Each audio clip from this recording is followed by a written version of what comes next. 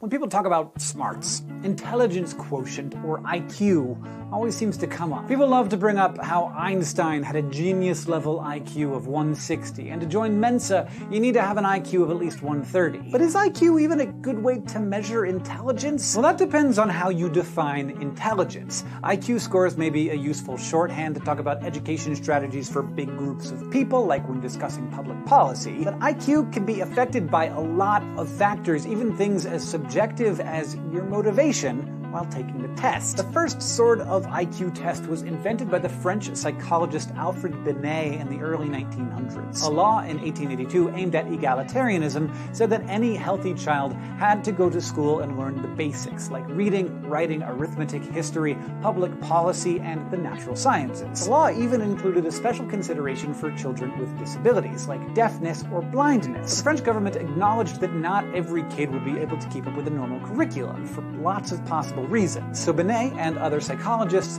were commissioned to create a standardized test to measure how different kids handled their schoolwork. Along with Théodore Simon, Binet developed the Binet-Simon test, in which children would answer a series of questions until they couldn't anymore. That way, kids could be grouped in classes with students with similar scores, instead of relying on their age or the subjective judgments of teachers. In the next decade or so, this scale was revised for use with both kids and adults and renamed the Stanford-Binet Intelligence Scales. This popular IQ test is still used today, along with other standardized tests that are meant to measure learning ability, sometimes defined as how quickly and easily we learn new things. On early versions of the test, IQ was calculated by taking a person's score on a standardized test, dividing it by their chronological age, and then multiplying the result by 100. In more modern versions, you're basically ranked against other test takers. The scores of a group of people are scaled so that 100 is the average, and your IQ score is determined based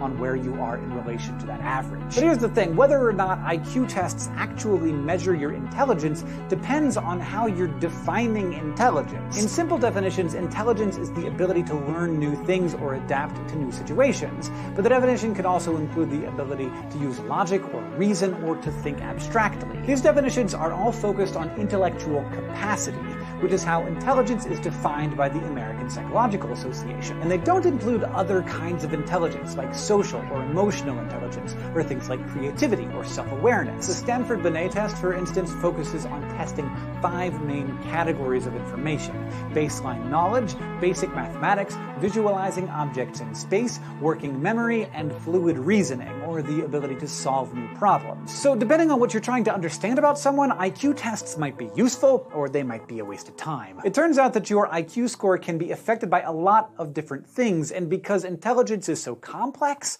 we're not sure how strongly different factors might affect it. There's some evidence that says cognitive abilities are somewhat heritable, meaning there might be some kind of genetic component to IQ, but it's not that simple.